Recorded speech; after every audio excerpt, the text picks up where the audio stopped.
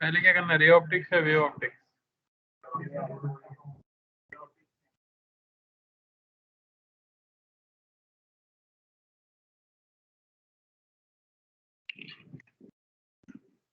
दो भाई कोई मॉड्यूल, क्या डिस्कस हो रहा था? कोई बोलेगा?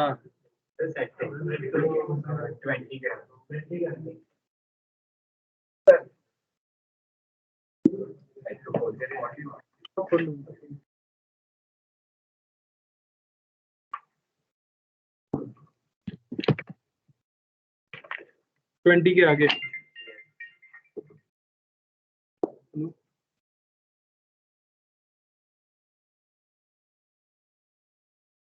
क्या भैया? कहाँ से बोल रहे हो भैया? ये वडोदरा? आप आ गए क्या एड्रेस पे? ये डॉक्टर तिवारी लैब रोड पर है, रोड उस पर अपार्टमेंट है, ओपन फ्लैट। क्या भैया? उस पर लिखा होगा ना एड्रेस? एड्रेस, हाँ लिखा होगा ना पार्सल पे। हाँ वही एड्रेस। House number 334। किसके नाम से पार्सल है? रॉन्ग नंबर लगाए हुए।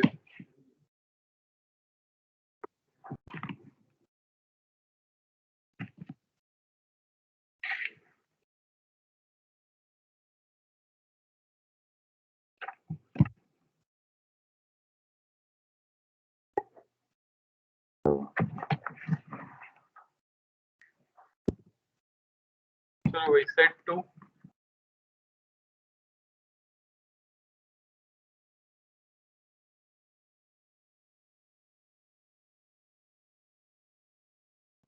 बताओ डाउट्स 20 के बाद।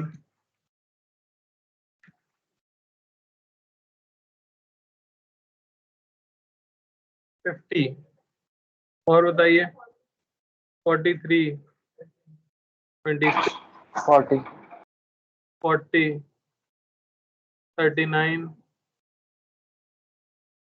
और कोई डाउट? बेटा एक साथ बोल दो, ऐसे 1.5 साल बाद बोल रहे हो तुम। मार्क कर लिया करो ना, ये नोटबुक का क्या करो, फ्रेम करके वापस रखोगे क्या करना? मॉड्यूल इसको रद्दी में ही बेचोगे ना, तो उसको मार्क कर लो पेन से अच्छा सा, ये डाउट है हमारा, ताकि कोई पूछे तुरंत बता सको। और बोलो, नहीं डाउट? चलो भाई 26 सबसे पहले। A cylindrical parallel beam of light of radius r falls on a thin convex lens of focal length 40 centimeter and then concave lens of 10 centimeter. Area illuminated by the beam on the screen is। इसका doubt है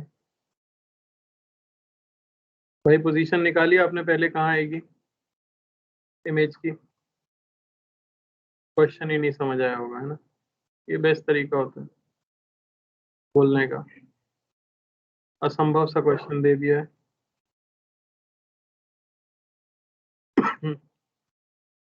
यहाँ से रे आएगी तो बेटा focus कहाँ होगी, ये बता सकते हो?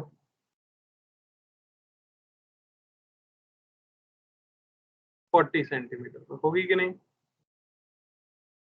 ये दूरी कितनी है? 30 सेंटीमीटर। यानी यहां से रेस जाना चाह रही होंगी यहां पर 10 सेंटीमीटर पर ये उन्हें क्या कर देगा? डाइवर्ज।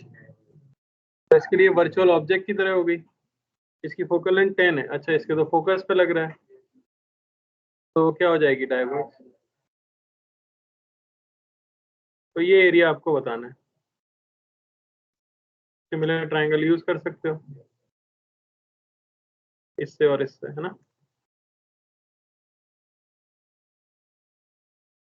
26 के बाद है 39।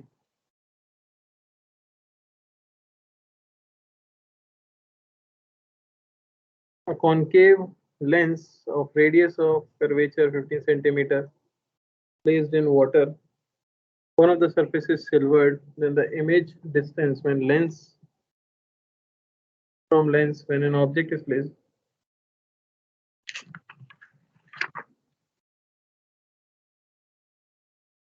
ये किसका डाउट है? बोलिए क्या डाउट है सर? यस।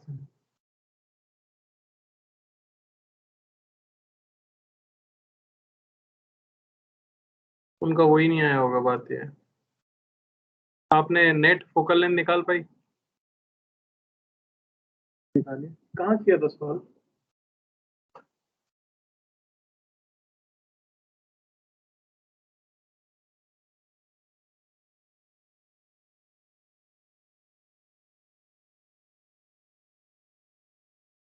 आराम से सोच लो, तब तक मिल जाए तो फिर बताना। कहाँ तक तुम कर पाए उसके आगे फिर मैं बता दूँ कहाँ तक कर पाए। कितनी आई थी? तो इसलिए ढूंढ लो उसमें, ताकि मेरा टाइम नहीं वेस्ट हो, मैं तुरंत बता दूंगा ना फिर, है ना। 39 उसके बाद क्या है? Okay 1। A ray of light moving parallel to x-axis is incident on a parabolic mirror. Point P. The angle of deviation suffered from the ray. मेरे ही घर ले जाएगा पार्सल। हेलो हेलो, ये किसके नाम पे कुरियर है बताओगे आप?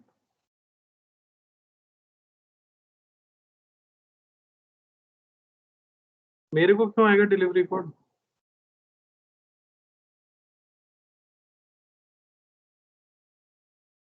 मैं ऐसे कोड थोड़ी बताऊंगा यार। मेरे नंबर पे कोड आया होगा। सुनो, तो मैं ऐसे कर दूंगा स्विच ऑफ, सुना भी नहीं पाएगा।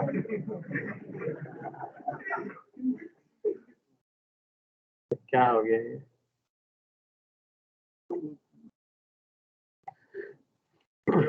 बाद में फ्री होंगे तो कभी चैट करेंगे। ये पार्सल नहीं आया हमारा, कोड तो आ गया है।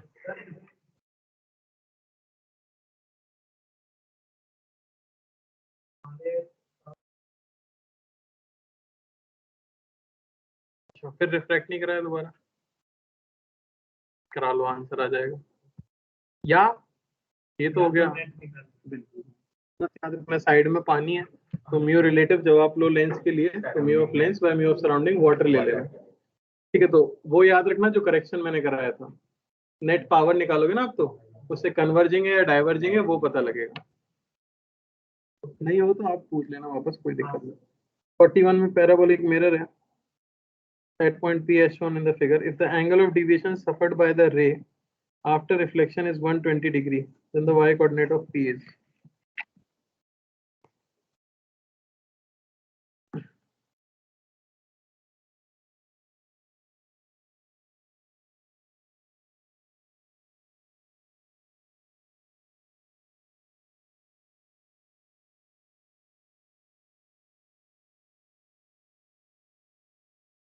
तो इस जगह पे आप टेंजेंट का स्लोप निकाल लो। कर्व आपको दिया हुआ है y is 3x²। तो स्लोप जो आ जाएगा dy/dx जो होता है tan थीटा, वो आ जाएगा 6x, है ना। तो यहाँ कहीं पे वो टकराती है रे, नॉर्मल जो आप ड्रॉ करोगे वो इस तरह से आ जाएगा कुछ इस सरफेस पे, तो इस तरह से रिफ्लेक्ट हो जाएगी, है ना। तो ये एंगल ऑफ इंसिडेंस में कह देता हूँ आई है, तो ये भी क्या होगा आई। तो डेविएशन क्या होता है 180 डिग्री माइनस 2i। ये आपको दिया गया है 120 डिग्री, तो यहाँ से आपको आई की वैल्यू जो मिलेगी वो मिल जाएगी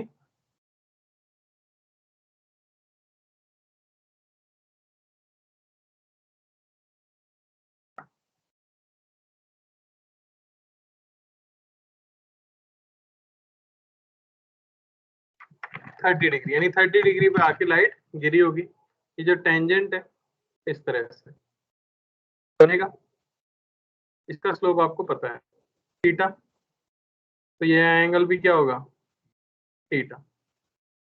आई प्लस थीटा ये क्या हो जाना चाहिए 90 डिग्री, है ना।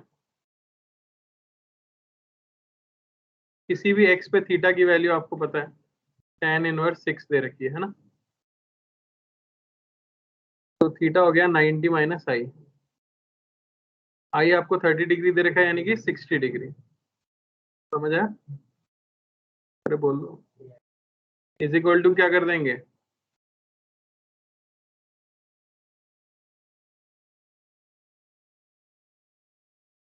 तो 6x आ जाएगा tan 60 डिग्री, x आ जाएगा आपके पास, उठा के कर्व की इक्वेशन में रख दोगे तो y भी आ जाएगा। तो ना हमेशा कैसा भी शेप का मिरर हो आपको हमेशा नॉर्मल निकालना पड़ेगा और टेंजेंट का स्लोप। क्लियर है।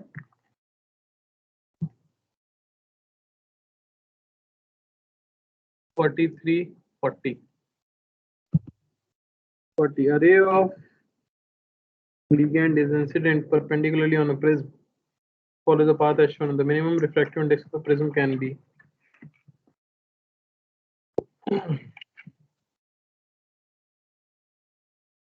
किसको आ रहा है इसमें डाउट,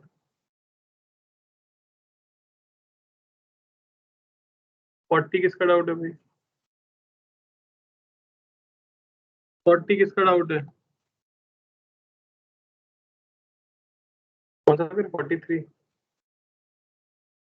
हाँ 40 43 हो जाएगा पक्का।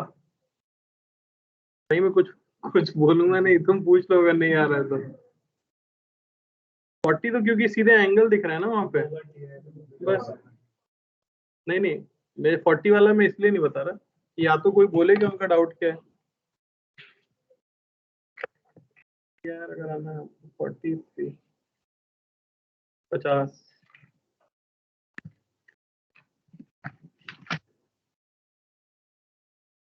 A converging beam of light forms a sharp image on a screen. Lens is placed in the path of the beam at a distance 10 centimeters. It is found that the screen has to be moved 8 centimeters further away when lens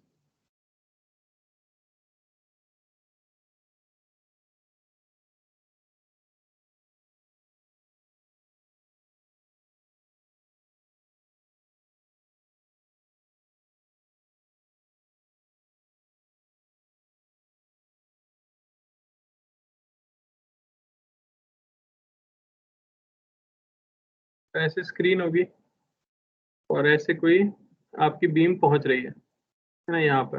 अब उन्होंने क्या कर दिया है, बीच में एक lens रख दिया है, कन्वर्जिंग या डाइवर्जिंग, कन्वर्जिंग, नहीं लेंस रख दिया बस। It is found screen has to be moved 8 centimetre further away, तो डाइवर्जिंग ही होगा क्योंकि और दूर हो गया है ना। हाँ? बढ़िया। और क्या था, और क्या बोला था, इसी में डाउट है ना तुम्हें।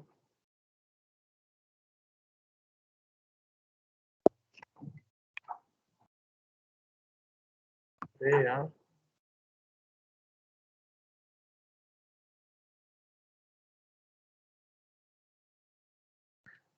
तो रेज आती हुई इस तरह से लग रही होंगी यहाँ पर, लेकिन वो डाइवर्ज जो कि मीट कहाँ कर रही है कुछ यहाँ पर। तो ये डिस्टेंस रखी गई थी 10 सेंटीमीटर और उसे और बढ़ाना पड़ा है 18 सेंटीमीटर।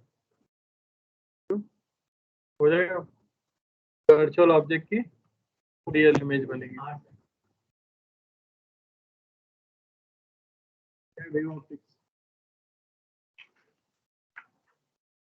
बोलिए एक्सरसाइज 10.1।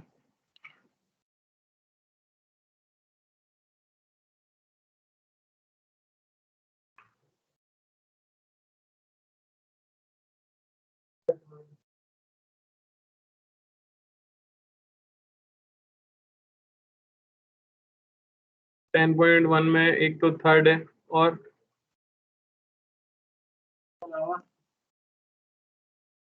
सब हो गए। Third, YDSC phase difference between two correct sources. The intensity at a point is equal distance from the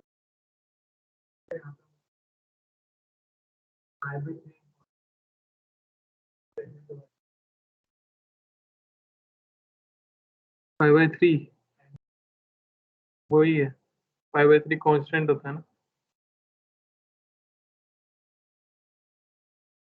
दो फेज डिफरेंस, दो पार्ट डिफरेंस हो सकते हैं क्या?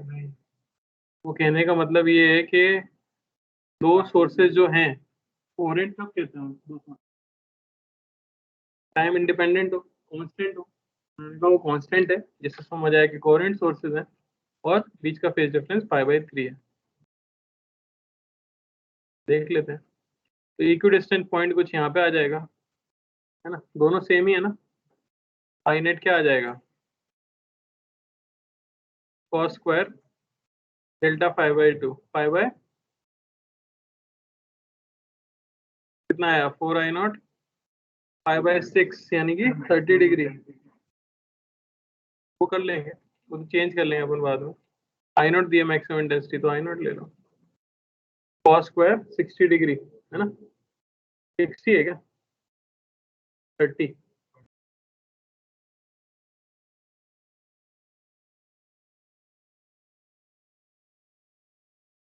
यही तो।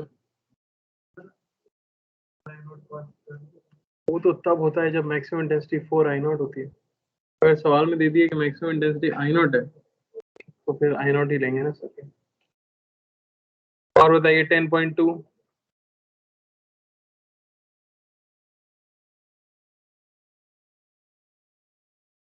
11th, और कोई जल्दी।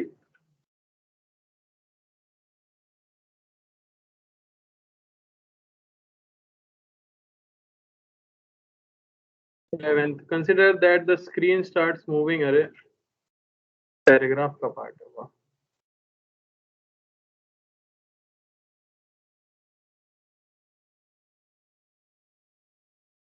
ऊपर वाले पार्ट हो गए सारे।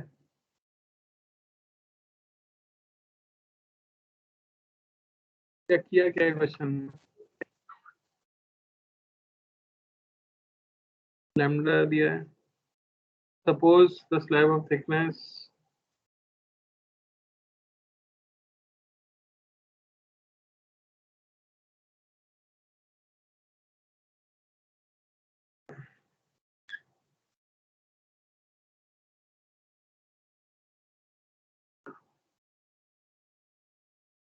अच्छा अभी इन्होंने कहा कि कोई पॉइंट P है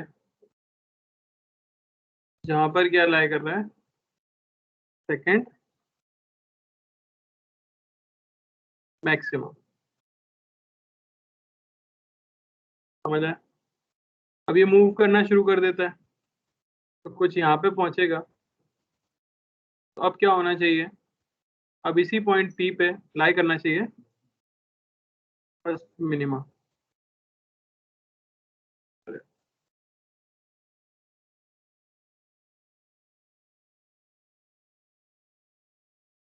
उस केस में लाइट ऐसे गई होगी, यानी क्या बदल रहा है, थीटा बदल रहा है, ठीक है नहीं? तो ये डिस्टेंस में कह देता हूँ कुछ स्क्रीन पे y है, तो अभी भी ये तो y ही है। तो पहले जो y था वो इक्वल है 2β1 के, और अब जो y है वो इक्वल है β2/2 के। β/2 पे आती है ना फर्स्ट मिनिमा, सही है। तो ये क्या हो जाएगा, दोनों को इक्वेट कर सकते हैं, तो 2 इंटू β1 हो जाएगा λd/d इज इक्वल टू, बाद में बीटा क्या हो जाएगा इस समय पर, तो t टाइम में ये कितना आगे चलेगा vt, तो हम कह सकते हैं 2 लैम्डा d प्लस vt, तो अच्छा डिवाइड बाई 2 है।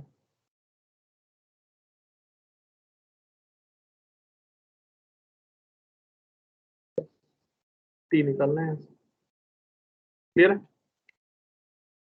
बोलिए आगे। और मॉड्यूल में है ही नहीं कुछ, तो नहीं किया, सेट टू ट्राई नहीं किया किसी ने?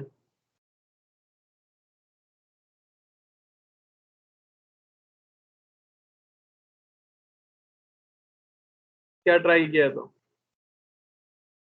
कुछ भी ट्राई नहीं किया। और रे ऑप्टिक्स का लेवल 2 इतना से होमवर्क लेके बैठे थे तुम लोग 1.5 साल से, और बोल रहे थे हाँ कर लिया है कर लिया।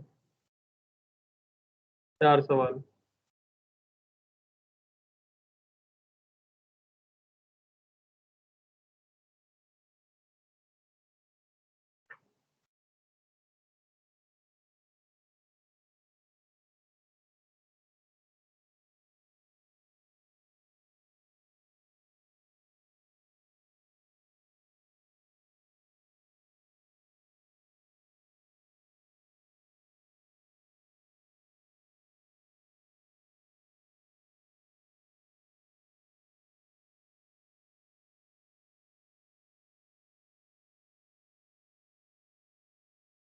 तो एक क्यूब दिया हुआ है आपको, उसमें एक एयर बबल है,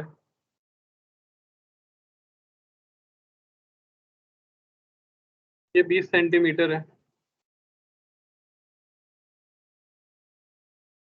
एक जगह से जब देखते हैं तो उसको डिस्टेंस दिखती है 7.5 सेंटीमीटर फ्रॉम सरफेस।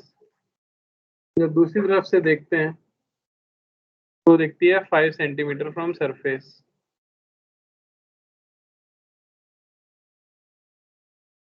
हो जाए, इस केस के लिए लाइट ऐसे गई होगी,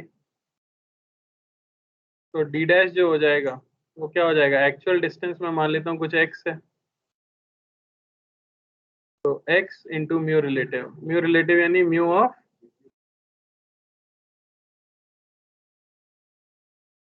म्यू। समझ आया? ये आपको दे दिया गया है 7.5। जब यहाँ से करते तो डी डैश ये हो जाता 20 माइनस एक्स बाय म्यू, ये आपको दिया गया है 5। दोनों को डिवाइड कर देंगे, x by 20 minus x is equal to, तो करना है बेटा, कर दो यार। इस 10 कैसे होगा यार, 25 होगा ना? नहीं, हाँ 25 ही तो होगा। 2.5,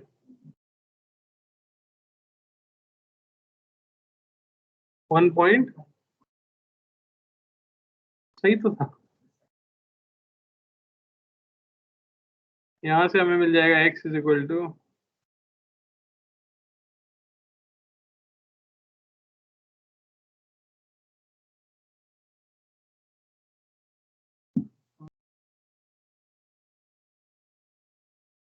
बोलो भाई, 30।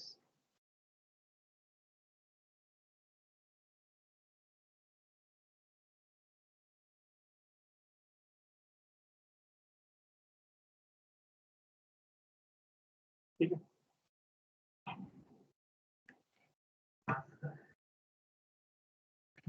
और कोई डाउट?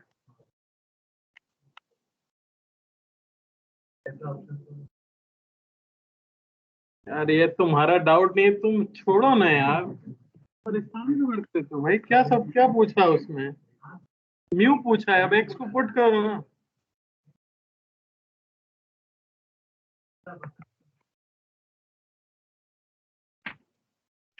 हार गया मैं, तुम जीत गए। ठीक है, लेवल 2 है इसका, कब डिस्कस करेंगे बताओ? लेवल 2 है, सैटरडे को प्रैक्टिस टेस्ट है तुम्हारा ना, AIATS का। संडे को है तो? ये टाइम टेबल नहीं आया क्या? रुक जाओ, संयम रखो थोड़ा। Saturday practice session.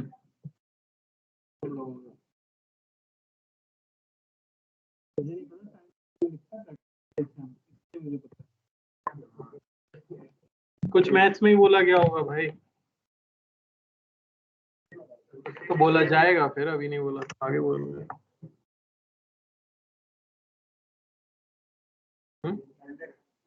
संडे क्या क्या करना है?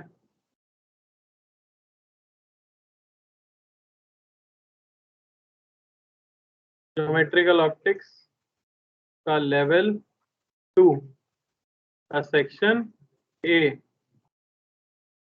बी एफ ई डी का क्या हुआ? क्या दिक्कत है सी में? छोटा है तो करोगे ही नहीं। ऑप्टिकल इंस्ट्रूमेंट है क्या?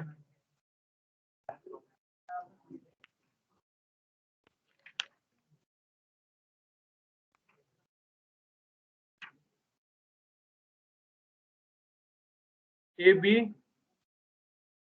नहीं F A B D ji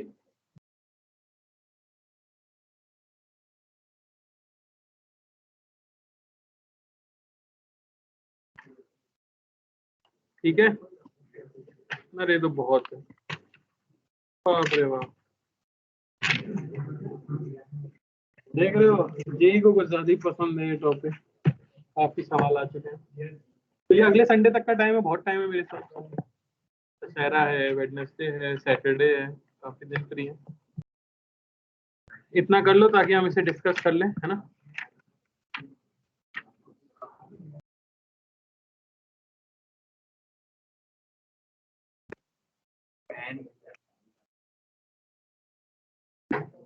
atomic structure पढ़ा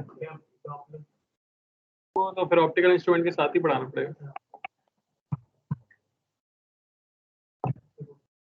ऑप्टिकल इंस्ट्रूमेंट या फिर वो अच्छे क्वेश्चन। अरे तुम सादा तो करो पहले मालिक, सादा हो नहीं पा रहे और अच्छे क्वेश्चन। शुरू करें नया चैप्टर। क्या हुआ?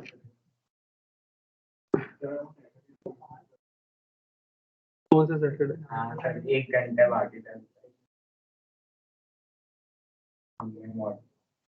क्या किया था? अच्छे क्वेश्चन थे। कौन से सैटरडे की बात हो रही है? जो आने वाला है या जो गया था? अच्छे क्वेश्चन तो मतलब मैं 11th के दे सकता था कुछ क्वेश्चन, ताकि तुम्हारे टॉपिक थोड़े रिवाइज हो जाए। लग नहीं रहा मुझे कोई नहीं सॉल्व कर पाएगा, क्योंकि किसी ने पढ़ा ही नहीं। हाँ ट्राई कर सकते हो। टॉपिक कौन सा होता है 11th में? एक ही टॉपिक है, उसी में कुछ कुछ होगा।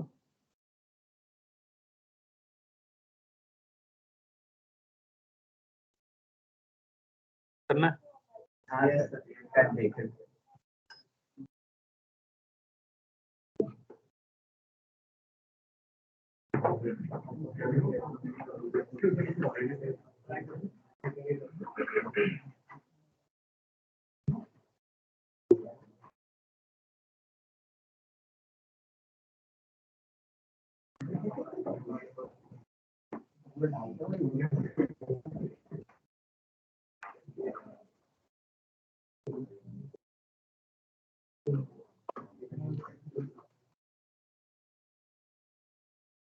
तो रॉड है जिसका मास m है और लेंथ 12 है, इसके बॉटम पे इसको हल्का सा पुश किया गया। किया है क्या पहले? किया हो तो बता देना। अरे सवाल तो सुनो पहले, क्या पता किया हो। रॉड ही नहीं देखी पहले?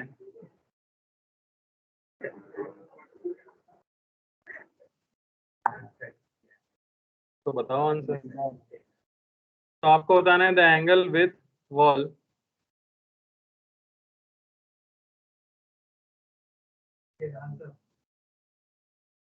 क्या हुआ?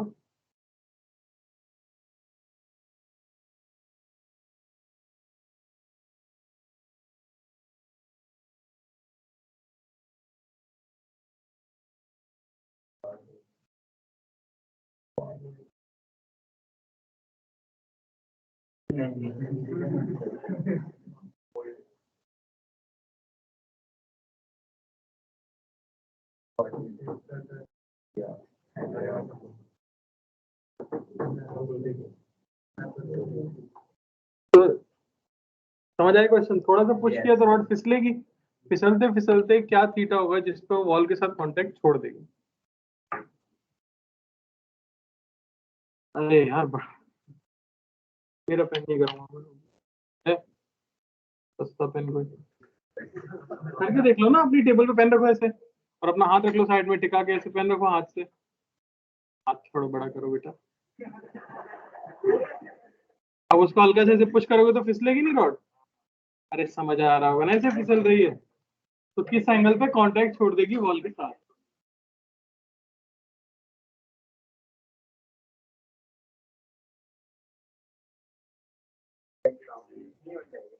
हाँ हाँ, स्मूथ मतलब होता ही फ्रिक्शन है। सवाल इतने हाई लेवल के हैं, अच्छे क्वेश्चन कराओ।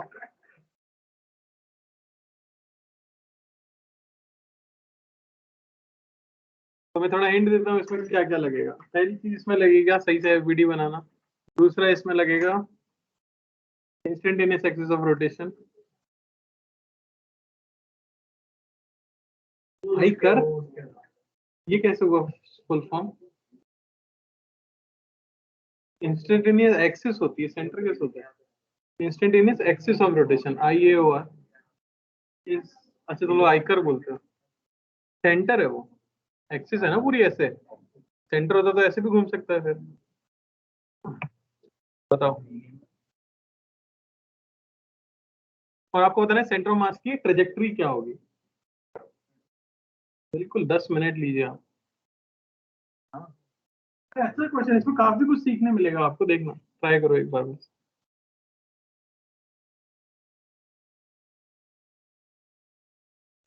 तो अच्छे सवाल ऐसे थोड़ी होते हैं कि आधे घंटे में 10 कर लिए। अच्छा क्या प्रश्न होता है? 5 मिनट तुम ट्राई करोगे, फिर आधा घंटा में समझाऊंगा, फिर समझ आएगा कि नहीं समझ आ सकता। आगे बढ़ोगे, इसका रिजल्ट तुमको जरूर याद होगा। अच्छा वैसे फील करके क्या समझ आ रहा है थीटा? क्या हुआ सही?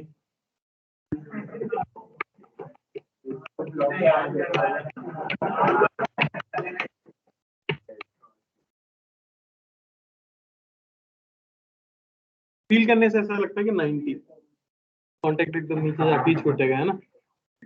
लगता है ना, और ऐसा होगा। जीरो, जीरो पे ही कांटेक्ट छोड़ देगा। ऐसे रखी हुई तो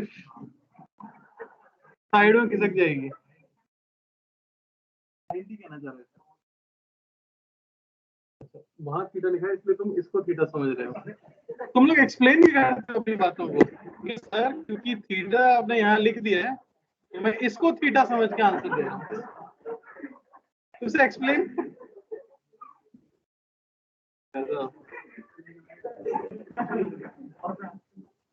चलो ट्राई करो, ट्राई करो।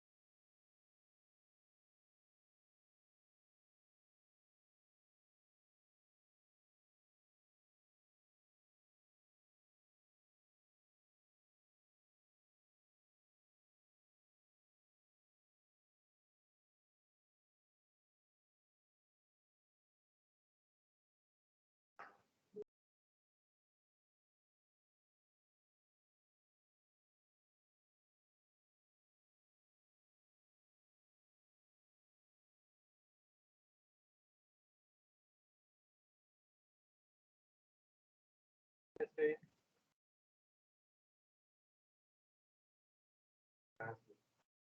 महसूस कर रहे हो? कोई लॉजिक प्रूव कर पाए सर्कल है?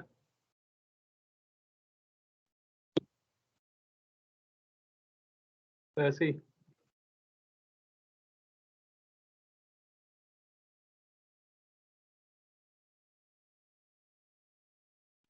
अच्छा ये बताओ कि पता कैसे चलेगा तुम्हें कॉन्ट्रैक्ट छूट गया? नॉर्मल और वो उसको कैसे यूज करोगे? नॉर्मल क्या होगा?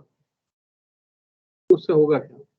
सेंटर ऑफ मास को इमेजिन करो। सेंटर ऑफ मास चलेगा कहाँ कहाँ? एक तो वाई में चल सकता है, एक एक्स में चल सकता है कि नहीं? अगर सेंटर ऑफ मास इस पूरे सिस्टम के ऊपर हॉरिजॉन्टल डायरेक्शन में कितने फोर्स हैं? एक n1। तो क्या सेंटर ऑफ मास का एक्स डायरेक्शन में एक्सेलरेशन होगा? नहीं, कैसे बोल सकते हो? एक्स में एक फोर्स है ना, उससे कोई बैलेंस कर रहा है क्या? तो फिर सेंटर ऑफ मास का एक्स में एक्सेलरेशन है, यानी सेंटर ऑफ मास की स्पीड हॉरिजॉन्टल डायरेक्शन में बढ़ेगी, बढ़ती जाएगी। जब तक n1 रहेगा तब तक एक्सेलरेशन रहेगा, एक्सेलरेशन रहेगा तो हॉरिजॉन्टल डायरेक्शन में स्पीड बढ़ती जाएगी। जैसे n1 जीरो हो जाएगा, हॉरिजॉन्टल में फोर्स जीरो हो जाएगा, तो सेंटर ऑफ मास का एक्स में एक्सेलरेशन जीरो हो जाएगा, तो सेंटर ऑफ मास की स्पीड एक्स में क्या हो जाएगी? कांस्टेंट हो जाएगा। यानी आपको सेंटर ऑफ मास की स्पीड का हॉरिजॉन्टल डायरेक्शन में जो कंपोनेंट है उसकी मैक्सिमम वैल्यू निकालनी है। जिस समय स्पीड हॉरिजॉन्टल डायरेक्शन में मैक्सिमम होगी उसी समय कांटेक्ट जीरो हुआ होगा। ये बात क्लियर हुई है पहले कि नहीं हुई है? किसी भी पार्टिकल की वेलोसिटी मैक्सिमम तब होती है जब उसका एक्सेलरेशन जीरो हो जाता है। समझ आ रहा है ना? क्योंकि अगर जीरो नहीं होता तो बढ़ती रहती है अभी भी। यानी हमें वो इंस्टेंट पता करना है जब वेलोसिटी सेंटर ऑफ मास की हॉरिजॉन्टल डायरेक्शन में क्या हो जाती है? मैक्सिमम। ये पूरी चीज क्या हो रही है? चल भी रही है और घूम भी रही है, तो हम इसकी इंस्टेंटेनियस एक्सिस ऑफ रोटेशन निकाल सकते हैं क्या? आपको निकालना आता होगा। परपेंडिकुलर लाइंस को ज्वाइन कर दिया, ये आ गई आपकी एक्सिस ऑफ रोटेशन, मैं कह देता हूँ ओ। इसके अबाउट सब कुछ ओमेगा से घूम रहा होगा। अच्छा, ये डिस्टेंस क्या होगी सेंटर ऑफ मास से इसकी? एल। 2l है ना बेटा टोटल लेंथ, और डायगोनल्स की लेंथ इक्वल होती है रेक्टेंगल के। एल। तो पहले तो आई ओ के अबाउट मोमेंट ऑफ इनर्शिया क्या आएगा? मोमेंट ऑफ इनर्शिया बहुत पीछे जाना पड़ेगा, फिर तो ये बहुत आगे का सवाल हो गया। अगर हम मोमेंट ऑफ इनर्शिया ही नहीं निकल रहा तो ये तो बहुत दूर की बात है। क्या लगाएंगे? ml²/12 ये हो गया इसके about, plus parallel axis theorem से यानी कि 13 ml²/12। ये है मोमेंट ऑफ इनर्शिया अबाउट ओ। इस समय सेंटर ऑफ मास की वेलोसिटी होगी किस डायरेक्शन में? इसके अबाउट अगर हम देखें तो ये हो गई आपकी लाइन एल डिस्टेंस, और यहाँ है आपका सेंटर ऑफ मास, ये पॉइंट है ओ, और इस तरह से एंगुलर वेलोसिटी ओमेगा। इसकी वजह से सेंटर ऑफ मास पे जो वेलोसिटी आएगी वो इस तरह से आएगी, VCOM। जहाँ अगर आप एंगल्स वगैरह निकालो तो क्या आएगा? ये एंगल बताओ, ये एंगल तो टोटल 90 डिग्री होना चाहिए रेडियस वेक्टर के साथ, तो ये एंगल कितना आएगा?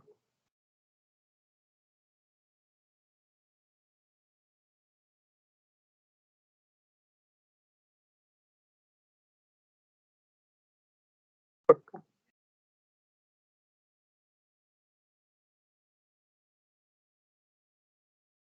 ये एंगल थीटा है, तो ये एंगल थीटा है, अरे तो ये 90 डिग्री है, तो ये 90 माइनस थीटा है, तो ये एंगल थीटा है। ये इसे ज्योमेट्री कहते हैं बेटा, बचपन में पढ़ाई जाती है। देखो बताता हूँ मैं तुम्हें, रेक्टेंगल नहीं देखा शायद तुमने कभी। ऐसा रेक्टेंगल बन रहा है, ये आपकी रॉड ऐसे है, यहाँ पे ओ पॉइंट है, ये एंगल थीटा है। एक डायगोनल अगर इस तरह से गया है तो ये एंगल भी क्या होगा? है। तो मैंने इसे थीटा लिया तो ये क्या आया? थीटा। हॉरिजॉन्टल कंपोनेंट जो आया वो क्या आ गया? V cos थीटा, स्पीड का। अच्छा, V की वैल्यू क्या होगी? Omega L. तो Vx में कितना होगा? Omega L cos theta. अब मुझे ओमेगा निकालना है, कैसे निकाल सकता हूँ? Energy conservation. अरे भाई, शुरुआत में सेंटर ऑफ मास की हाइट कितनी है? एल। अब सेंटर ऑफ मास की हाइट कितनी है?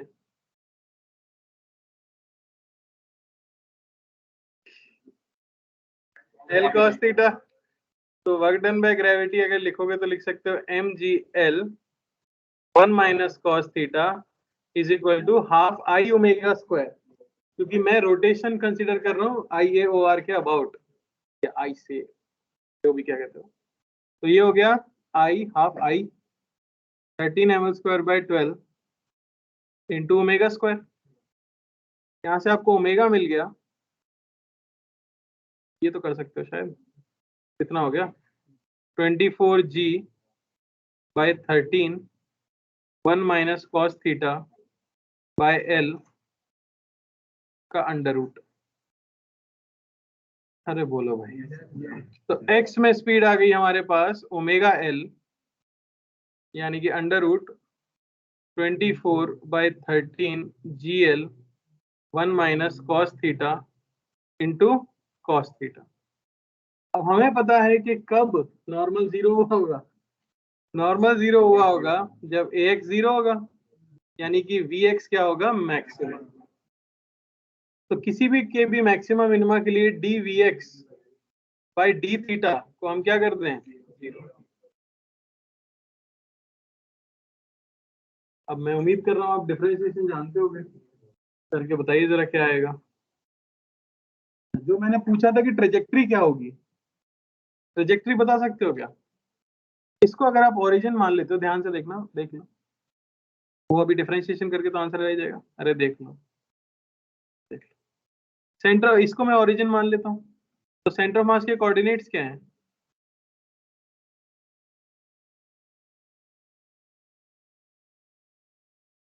समझ आया?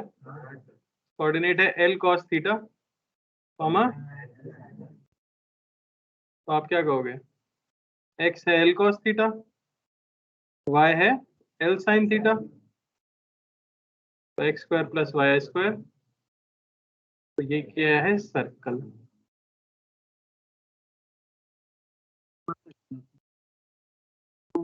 थीटा स्क्वायर करके ऐड करने से सर्कल आ गया। अभी देखो ये रिजल्ट ना, ऐसा हो सकता जेई में तो क्लिक तुरंत करेगा नहीं, पर फिर भी मैं बताता हूँ। जो वो स्फीयर था, उस पर जो ब्लॉक रखा था छोटा सा, उसको रिलीज किया तो उसने कॉन्टैक्ट छोड़ा था cos इनवर्स 2/3 पे। इसका आंसर भी आएगा cos इनवर्स 2/3 पे। तो बात है किसी भी सिस्टम का सेंटर ऑफ मास जब सर्कुलर पाथ फॉलो कर रहा होगा, समझ आ रहा है, और इनिशियल इक्विलिब्रियम से उसको डिस्प्लेस किया है आपने, और फिर वो सर्कुलर पाथ फॉलो करता है, तो वो सर्कल को छोड़ते ही है cos इनवर्स 2/3 में। तो कभी कैसा क्वेश्चन अगर एनकाउंटर करते हो एडवांस में जिसमें सेंटर ऑफ मास सर्कल पे चलता हुआ दिख रहा हो, है ना, और इनिशियली इक्विलिब्रियम पोजीशन पे था, तो वहां से cos इनवर्स 2/3 पे ही कॉन्टैक्ट छोड़ेगा। ये सर्कुलर पाथ होगा, ये रेडियस होगी, ये भी बता सकते हो, सेंटर होगा कॉर्नर। डिफरेंशिएट करके बताओ आ रहा है सेम कि नहीं आ रहा है?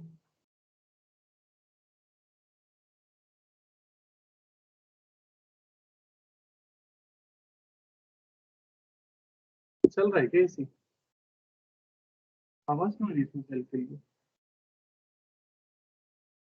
फैन चल रहा है क्या इसका? सिर्फ 30 पे चल रहा है, तो बिजली का बिल भी क्यों दे रहे हो भाई?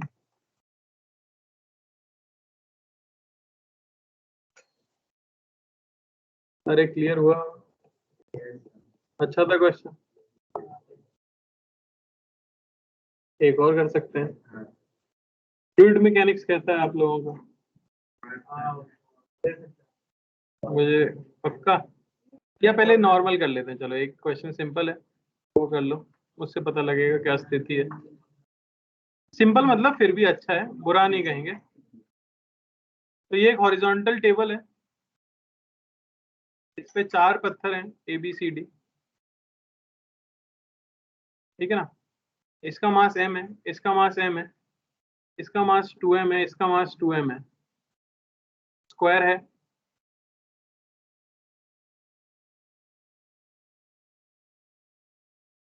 m, q,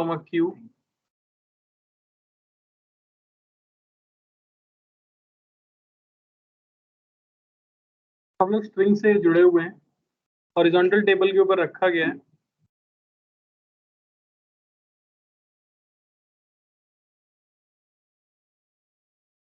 ठीक है ना, यहाँ पे अगर हम स्ट्रिंग AB को कट कर दें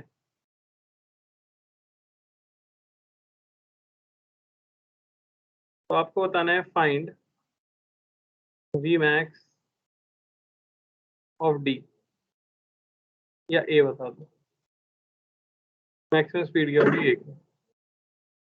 फ्लूइड का नहीं है ये क्वेश्चन, फ्लूइड का मैं दे दूंगा तब जब ये कर पाओगे आप। फ्लूइड में वो किया है कि तुमने अगर क्लास में किया हो, एक स्फीयर है जिसमें 2 डेंसिटी है, ऊपर दूसरे मेटल का है, नीचे दूसरे मेटल का है, जिसमें से एक डेंसिटी पानी से ज्यादा और एक डेंसिटी पानी से कम है। पानी पे ऐसे रख के और छोड़ देते हैं, फिर वो ऑसिलेट भी करता है और नीचे भी जाता है, समझ रहे हो ना। उसका टाइम पीरियड बताना होता है, तो कर लेंगे पता।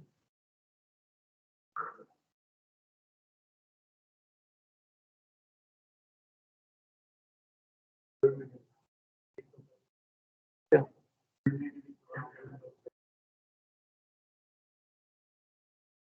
या तो तुम बहुत तेज हो, तो तुम्हें कब से तेज पढ़ाया गया, एंड में? रोटेशन से तेज हो गया, ये AIATS वगैरह आने लगे होंगे। तुम लोगों का कब शुरू हुआ था बैच? मार्च। और तो इस समय कहाँ पे थे तुम, किस चैप्टर पे? अक्टूबर है क्या ये? अक्टूबर में इस समय पर और हमारा तो वर्क एनर्जी पावर के अकॉर्डिंग हमारा रोटेशन शुरू होने वाले।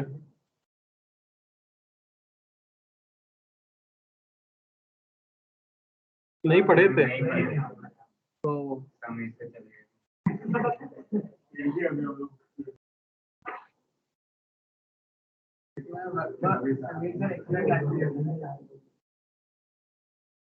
एक्स्ट्रा कैसे हुई फिर? वो तो रेगुलर ही हुई। एक्स्ट्रा तब होती है जब सारी क्लासें हों, नहीं सर, उसके बाद भी फिर हो। एक बैच की एक्स्ट्रा क्लास हर दिन, हर बार मतलब 3 से पौने 5 और बाद किस दिन? वेडनेसडे? नहीं हर दिन। हर दिन एक्स्ट्रा क्लास होती थी? हमारे लिए दूसरी बैच में आगे से लेवल चल रहा था, तुम 02 वाले हो शायद, ER02 3 भी था अभी का, 11th में गायत्री। हाँ है वैसे, एक मॉर्निंग बैच, एक इवनिंग बैच और एक जून बैच। जून बैच भाई यार याद आता है तो डर लग जाता है मुझे तो। खतरनाक जवाब देते हैं लोग वहां पे, खतरनाक। ये अभी लास्ट मैंने ये क्वेश्चन दिया, ये यूं करके स्प्रिंग का चल रहा था शायद, तो मैंने कहा कि ये इस तरह से बंधी हुई है, अगर मैं इसे कंप्रेस करके छोड़ूं पत्थर कहाँ जाएगा? बोलते हैं नीचे। रिकॉर्डिंग है, बाकायदा रिकॉर्डिंग है, आप सुनना। मैंने तो पेन छोड़ दिया, मैंने कहा अगर यहाँ से बदल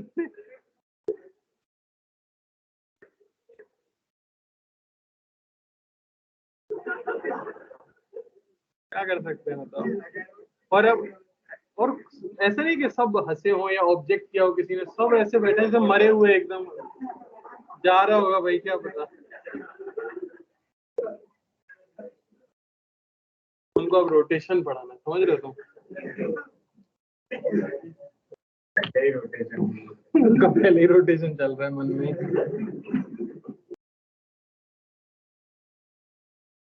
पता है इसमें क्या करेंगे?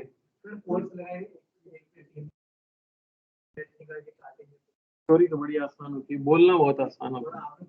नहीं, पर वो फोर्स वेरिएबल होगा ना सर, तो रस्सी कट गई, पोजीशन बदलती रहेगी। आप वो फोर्स लिख के बताओ फिर, लिखने में हालत खराब हो जाएगी। एक हिंट जो मैं हमेशा बोलता हूँ, जो आपको हिंट देता है वो क्या है? क्वेश्चन में क्या पूछी गई हो? स्पीड। कभी भी आपसे स्पीड पूछी गई हो तो आपका ध्यान सीधे सीधे से किस पे जाना चाहिए? Work energy theorem, energy conservation या मोमेंटम कंजर्वेशन। मतलब क्या कोई एक्सटर्नल फोर्स है सिस्टम पे? क्योंकि हॉरिजॉन्टल टेबल पे है सब कुछ, तो एक्स में तो, इस प्लेन में तो कोई है नहीं एक्सटर्नल फोर्स, तो मोमेंटम कंजर्व हो सकता है। और क्या कोई डिसिपेटिव फोर्स है? फ्रिक्शन नहीं, तो एनर्जी कंजर्व हो सकती है। अब सोच के देखो क्या करेंगे। इमेजिन करो होगा क्या ए बी को कट करते, ए और बी किधर जाएंगे? साइड में। तो उससे क्या होगा? सी और डी मूव करेंगे क्या?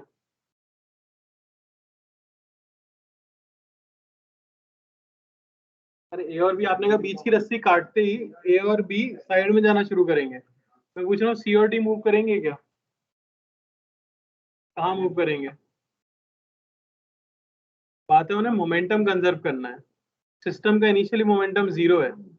अगर ए और बी ऐसे चलना शुरू करते हैं तो उनके पास मोमेंटम आएगा। ये तो सोचना है, बहुत सिंपल क्वेश्चन है। अगर आप एक बार सिचुएशन समझ लो तो मैक्सिमम स्पीड आएगी कब? थोड़ा फील नहीं कर पा रहे, ऐसे सोच के देखो, बहुत टेंशन है। ये चीजें दूर जाना चाहती हैं। इमेजिन करो ना, आ जाओ आ जाओ। शाम को होता है 6:45 बैच, उसमें आके बैठो, ऐसे जवाब ही देने होते हैं वहां पे। मेरे मुंह से निकला ही है कि ये दूर जाएंगे, पास आएंगे। मैंने बोले ही दूर जाएंगे, क्योंकि पॉजिटिव चार्ज है, रिपल्सन है, सब लोग दूर जाना चाह रहे हैं। आपने एयरबी को कट किया, तुरंत वो लोग दूर जाएंगे। बिल्कुल सही। वो सर्कल में घूमने की कोशिश करेंगे, लेकिन क्योंकि वो नीचे आएंगे तो सी और डी को कहाँ जाना पड़ेगा? ऊपर जाना पड़ेगा। तो एक सिचुएशन ऐसी बनेगी, ये वाली, जब स्ट्रिंग पूरी तरह से स्ट्रेट हो जाएगी। ठीक है ना? बी यहाँ आ गया होगा, ए यहाँ आ गया होगा, डी और सी ये दोनों नीचे चल रहे होंगे। सिमेट्री से मैं कह सकता हूँ सेम स्पीड होगी, और इनको ऊपर। तो यही वो इंस्टेंट है जब मैक्सिमम स्पीड होगी इनकी, क्योंकि इस समय इनके ऊपर वाई डायरेक्शन में लगने वाला फोर्स क्या हो चुका है? 0। सारे फोर्सेस किसमें है? एक्स। समझ आया? ये दोनों नीचे है और ये थोड़ा सा ऊपर गया, स्ट्रेट लाइन में आ गए। आप क्या लिख सकते हो? इनिशियल काइनेटिक एनर्जी लिख सकते हो 0। इनिशियल पोटेंशियल एनर्जी लिख सकते हो इलेक्ट्रोस्टैटिक स्फीयर बना के। यहाँ पे फाइनल काइनेटिक एनर्जी लिख सकते हो, फाइनल पोटेंशियल एनर्जी लिख सकते हो। अरे ये Q1 Q2 का यार।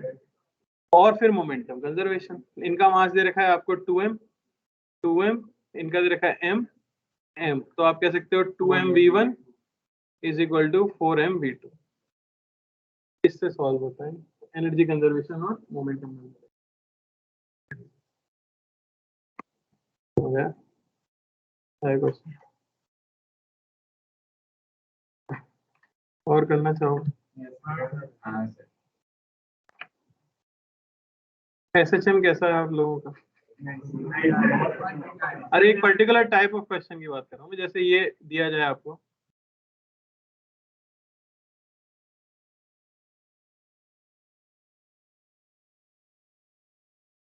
ठीक है, इसका स्मॉल ऑसिलेशन का टाइम पीरियड निकालना है। निकाल सकते हो? अरे यार क्या करोगे, जैसे क्या अप्रोच क्या लगाते हो वो पूछ रहा हूँ।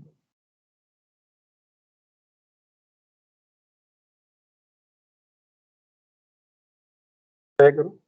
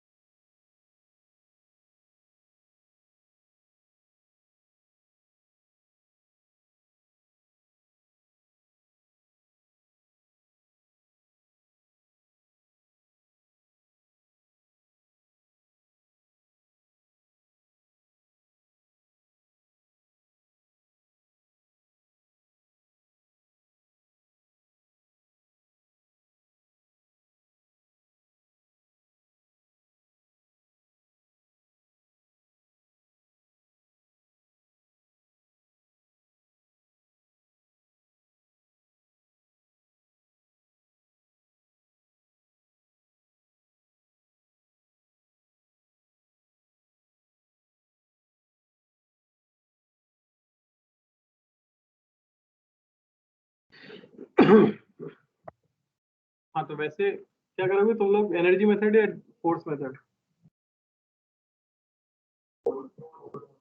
Force method. तो तुम्हें ट्रिक नहीं पता है? ट्रिक है कि वो फॉर्मूला है?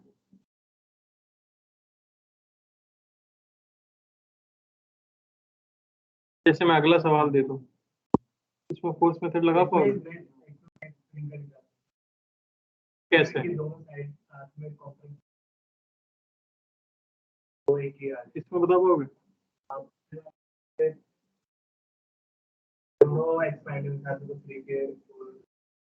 देखो सर, आप जो कह रहे हो ना, आपके हिसाब से ये कह रहे हैं कि सब अगर एक्सपेंड होंगे तो एक कर देना है। तो हमेशा सब एक्सपेंड ही होंगे ना। कैसा भी सेटअप में बनाऊंगा, पिचके ही कैसे स्प्रिंग, अनलेस मैं ब्लॉक के नीचे स्प्रिंग लगा दूं तो वही कंप्रेस होगी, बाकी तो कोई से नहीं होगी। आप बता रहे हो सीरीज पैरेलल स्प्रिंग का कैसे पहचानते हैं? इसमें वो जो कह रहा है उसमें पुल ही नहीं होती ना, वो डायरेक्टली नहीं लगा सकते ना, वही तो मैं कह रहा हूँ। पर वो बताना वो चाह रहा है। यहाँ पे आप डायरेक्टली ट्रिक भी यूज कर सकते हो, वो मैं बता देता हूँ, क्योंकि क्वेश्चन मान लो कि एडवांस में अगर आता है तो थोड़ा सा कॉम्प्लिकेट कर सकते हैं, पर वो इतना गंदा नहीं देंगे जो मैंने जैसे दे दिया है। पर मेंस वाले इतना ही गंदा दे सकते हैं, ठीक है, क्योंकि एक पैटर्न बन जाता है। देखो, एक चीज जो सब बता सकते हैं शायद ये होगी कि यहाँ टेंशन अगर टी है तो यहाँ टेंशन क्या है, और यहाँ, इसमें दिक्कत नहीं है ना। तो कभी भी जितनी भी स्प्रिंग हो ना, उन सबको सीरीज में लगाओ, ठीक है। इस स्प्रिंग के करस्पॉन्डिंग एक स्प्रिंग बनाओ और कह दो इसका कांस्टेंट है K1। इस स्प्रिंग के करस्पॉन्डिंग एक और स्प्रिंग बनाओ और इसका कह दो K2। समझ आ रहा है? और यहाँ अपना ब्लॉक बना दो। इसका टाइम पीरियड बता सकते हो, 2π√m/K इक्विवेलेंट। और पैरेलल में K इक्विवेलेंट का फॉर्मूला पता है? अब बात ये है कि मुझे क्या K1 की जगह लिखना है। तो K1 की जो वैल्यू होती है वो हो जाती है tension on block upon tension on spring, जिस स्प्रिंग से आप रिप्लेस कर रहे हो इसे, का होल स्क्वायर इनटू उसका स्प्रिंग कांस्टेंट। समझ आया? तो अगर आप लिखो यहाँ पे टेंशन ऑन ब्लॉक क्या है, टेंशन ऑन स्प्रिंग, इसको रिप्लेस कर रहा हूँ मान लो K1 से, T का square into spring constant K, यानी ये आ गया K। दूसरा K2 निकाल सकते हो, tension on block, tension on spring का स्क्वायर इनटू 2K। 2K दिया ना मैंने। क्या लॉजिक पूछ रहे हो क्या बेटा? लॉजिक मत पूछो यार, ट्रिक के कब से लॉजिक होने लगे? ट्रिक का कोई लॉजिक होता है क्या? वो ट्रिक भी पड़ी होगी ना, कंस्टेंट वाली, स्ट्रिंग कंस्टेंट की, टेंशन इनटू एक्सेलरेशन का प्रोडक्ट कांस्टेंट रहता है। क्या लॉजिक है उसका? टेंशन ज्यादा तो एक्सेलरेशन कम, ऐसा होता है क्या? टेंशन ज्यादा हो तो एक्सेलरेशन ज्यादा होना चाहिए। ट्रिक्स के लॉजिक नहीं होता। सेम ही बात है, tension into displacement, tension into velocity, tension into, ये समझ आ रहा है क्या आ गया? अरे बोलो। हो गया सवाल सॉल्व। अब यहाँ पे कितनी स्प्रिंग, 1 2 3 4 5 6, तो आप 6 बना दोगे। बताओ क्या आएगा सेकंड वाली का? इससे गंदा कुछ हो नहीं सकता है ना। और इसका फोर्स मेथड, एनर्जी मेथड से करने जाओगे तो आपके 2 पेज भर जाएंगे, आंसर वही है। तो कभी भी स्प्रिंग और इसका टाइम पीरियड पूछा जाए तो डायरेक्टली ट्रिक यूज कर लो, ट्रिक चाहो तो लिख लो कहीं पे। सिंपली क्या हो जाती है, K dash is tension on block upon tension on spring का whole square into initial spring constant.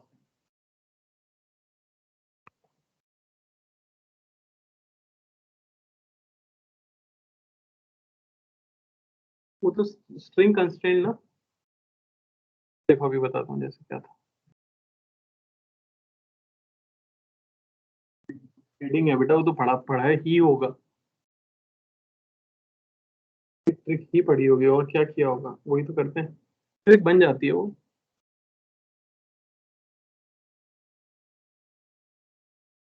चलो अभी देखते हैं, मैं एक क्वेश्चन देता हूँ, बताओ कैसे करते हो।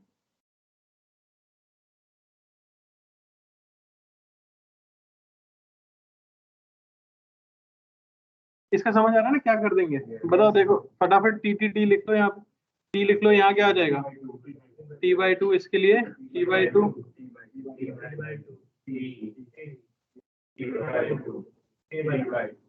तो इसके लिए अगर जो k आ जाएगा नया वाला वो क्या हो जाएगा t/2 whole square into k। इसके लिए आ जाएगा t/2 whole square into k। इसके लिए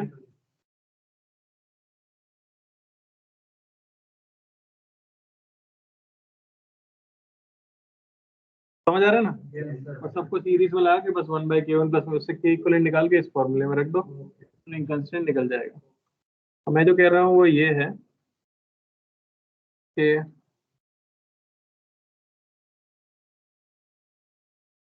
मान लो कि एक ब्लॉक आपको दे रखा है m,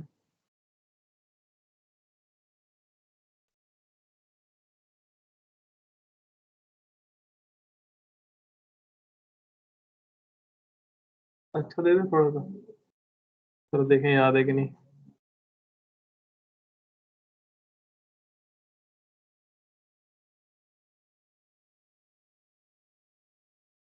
ध्यान से देखना डायग्राम।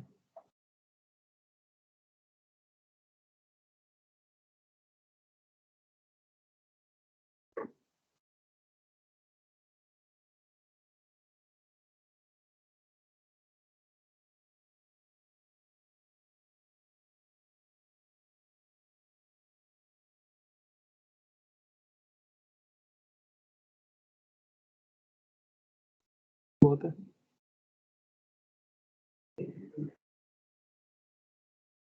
एक सेकंड रुक जाओ इसको।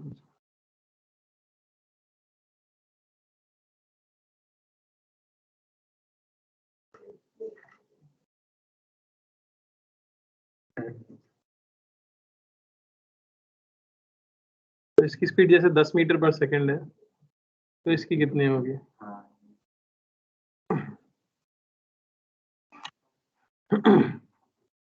इसमें जो ट्रिक आप यूज करते हो उसी की बात कर रहा हूँ, टेंशन इनटू वेलोसिटी कांस्टेंट।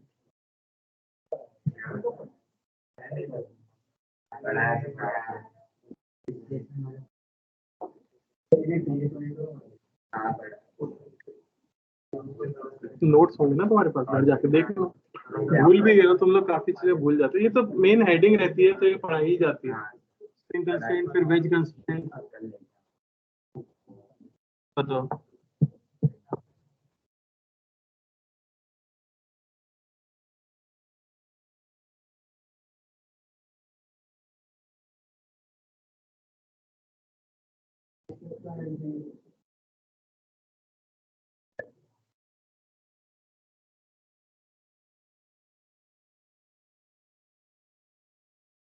ये याद नहीं है?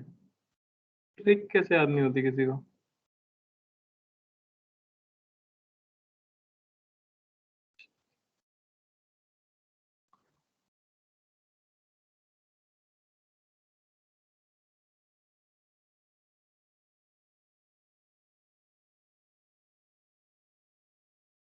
क्या याद है ट्रिक का नाम? इसके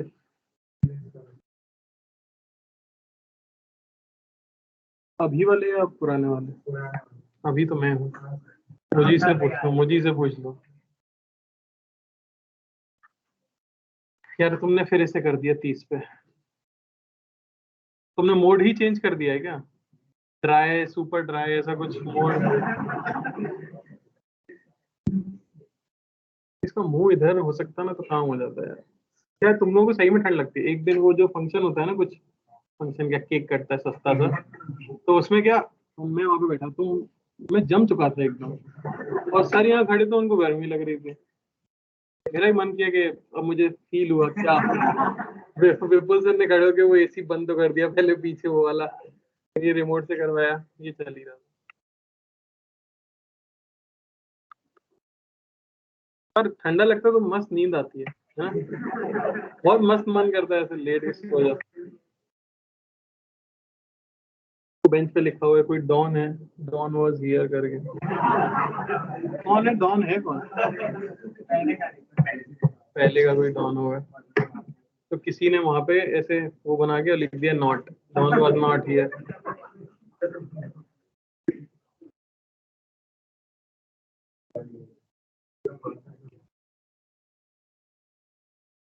अरे इसमें इतना टाइम थोड़ी लगेगा।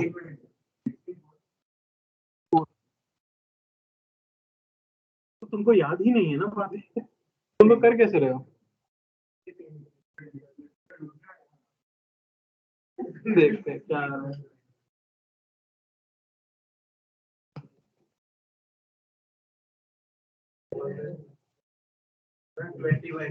20/3, 50/3।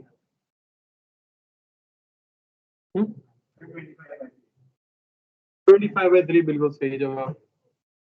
क्या किया भाई आपने?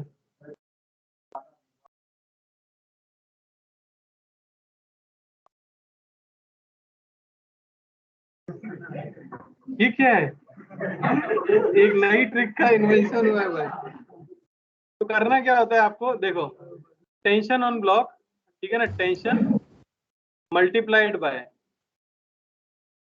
वेलोसिटी ले सकते हो, डिस्प्लेसमेंट ले सकते हो, या एक्सेलरेशन ले सकते हो अलोंग द स्ट्रिंग। समझ आ रहा है? ये बहुत इंपॉर्टेंट लाइन है, अलोंग द स्ट्रिंग। ये चीज दोनों के लिए क्या होनी चाहिए? कांस्टेंट। तो इसकी वेलोसिटी ये, मैं मान लेता हूँ यहाँ पे टेंशन टी है, तो यहाँ क्या हो गया? टी टी टी टी, यहाँ आ गया टी, तो यहाँ कितना होगा? अरे बोलो बोलो भाई। इसके लिए पहले लिखते तो क्या लिख लेते? मान लो v स्पीड है, तो tension into velocity along the string is equal to, इसकी स्पीड तो पता ही है 10 अलोंग द स्ट्रिंग है क्या, 10 इंटू, बस इस पे टेंशन लिखना है आपको। यहाँ t/3 आएगा ना भाई, 3 में डिवाइड हो रहा है कि नहीं हो रहा? फिर ये तीन दो मिलके इधर जा रहे हैं, तो यहाँ क्या है? 2t/3। समझ आया? तो v आपको क्या मिल गया? 20/3 इंटू 5/4।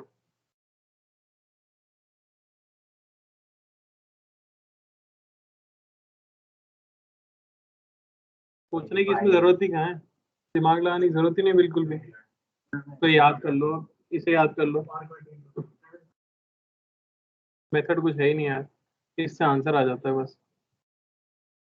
लॉजिक इसके पीछे है भी वैसे, पर अब उसमें जाने का, वर्क डन लिखते हैं हम इंटरनल फोर्सेस का, वो 0 होता है ना? तो टेंशन का वर्क डन लिखेंगे, पर सिर्फ ये रख लो आप, tension into acceleration along the string, ये क्या रहना चाहिए? ठीक है, रिवाइज करोगे तो आ जाएगा। चलो एंड करते हैं फिर।